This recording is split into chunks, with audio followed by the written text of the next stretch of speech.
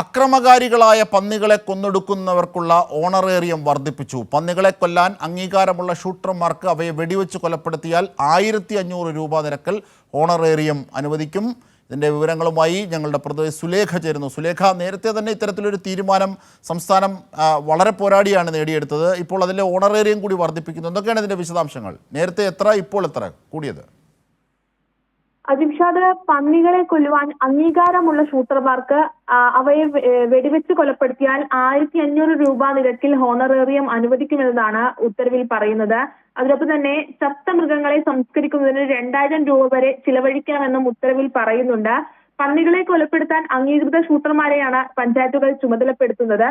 ചത്ത ജന്തുക്കളെ സംസ്കരിക്കുന്നതിനുള്ള തുകയും ഷൂട്ടർമാർക്കുള്ള ഹോണറേറിയവും പഞ്ചായത്തുകളുടെ ഫണ്ടിൽ നിന്നാണ് നൽകിക്കൊണ്ടിരുന്നത്.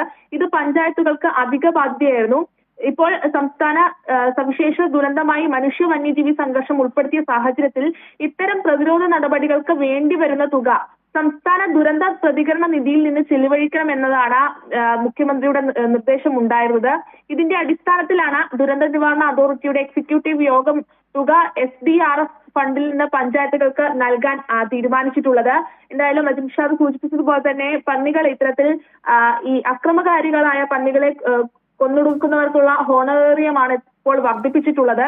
അംഗീകാരം, അതായത് പന്നികളെ കൊല്ലുവാൻ അംഗീകാരമുള്ള ഷൂട്ടർമാർക്ക് അവയെ വെടിവെച്ച് കൊലപ്പെടുത്താൻ 1500 രൂപ നിരക്കിലായിരിക്കും ഹോണറേറിയം അനുവദിക്കുക. അജിംഷാദ, ശരി, ഓണറേറിയം കൂട്ടിയതും ആയി ബന്ധപ്പെട്ട വിവരങ്ങളാണ് നൽകിയത്. വന്യമൃഗങ്ങളുടെ ആക്രമണം കൂടുന്ന ഘട്ടത്തിൽ ഇത് വലിയ പ്രോത്സാഹനമുള്ള ഒരു നിലപാട് തന്നെയാണ്. ആ അർത്ഥത്തിൽ കൂടിയാണ് മലയോര ജനത ഇതിനെ കാണാൻ സാധ്യതയും. നേരത്തെ തന്നെ ഇത്തരത്തിലുള്ള ആവശ്യം ഉയർന്നിരുന്നതാണ്. ഇതിൻ്റെയൊക്കെ വിശദാംശങ്ങളാണ് സുലേഖ നൽകിയത്.